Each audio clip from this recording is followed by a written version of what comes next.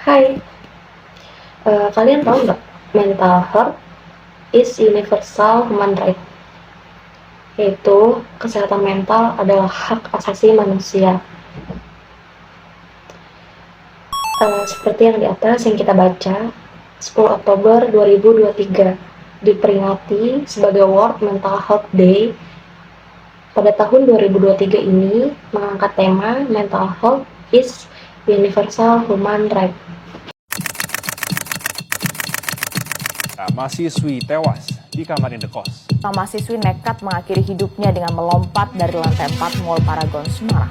Penyebab kematian mahasiswi FISIP Universitas Indonesia yang tewas setelah terjatuh dari lantai 18 apartemen. Saudara, seorang mahasiswi salah satu perguruan tinggi swasta di Kota Makassar, Sulawesi Selatan ditemukan tewas.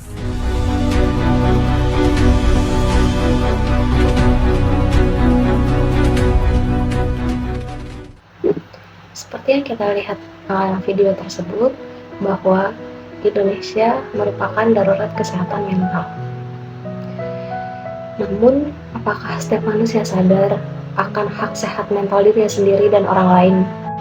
Lalu, mengapa isu kesehatan mental ini perlu kita angkat dari khalayak umum? Menurut data di Indonesia, National Adult Scan Mental Health Survey 2022 menunjukkan 15,5 juta atau setara 34,9% remaja mengalami masalah mental dan 2,45 juta atau 5,5% remaja mengalami gangguan kesehatan mental.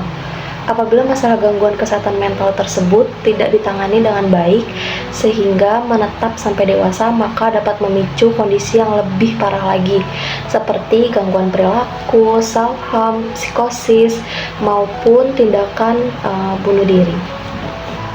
Terus gimana nih stigma-stigma dari orang lain ketika kita mulai meluapkan emosi kita atau kita bercerita sama orang lain, terus kita dihakimi dengan stigma-stigma orang lain yang beranggapan bahwa orang yang bercerita, mengekspresikan emosinya itu adalah orang yang lemah, kurang iman, kurang bersyukur, sering diucapkan oleh beberapa oknum pada orang dengan permasalahan kesehatan mental. Dan masih banyak individu tidak mengakses bantuan profesional psikologis dan fasilitas kesehatan mental karena adanya anggapan bahwa orang dengan gangguan kesehatan mental adalah mental yang selalu bermasalah.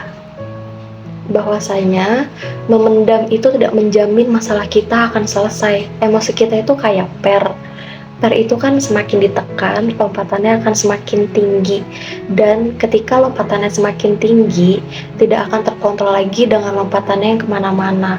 Begitu juga dengan emosi, semakin sering kita memendam emosi, maka semakin kita tidak tahu arahnya emosi itu akan kemana, tidak tepat sasaran dengan kondisi yang sebenarnya. Emosi itu bukan ditahan, namun dikendalikan. Esensi dan emosi adalah untuk diekspresikan. Ketika kamu merasa sedih, seharusnya kan kamu menangis. Tapi masalahnya, kamu memendam, kamu ganti semua itu dengan it's okay, aku gak apa-apa. Itu yang bahaya. Mari rawat dan sadar akan menjaga kesehatan mental, dimulai dari diri sendiri, dimulai dari diri masing-masing. Jangan berpengaruh terhadap lingkungan yang toksik, terhadap omongan orang yang menggiring pola pikir mereka yang gak baik dan membawa arus negatif untuk diri kita sendiri. Keluarlah dari zona toksik, zona nyaman kalian, teruslah berpikir positif, karena apa yang kamu pikirkan itu yang akan terjadi.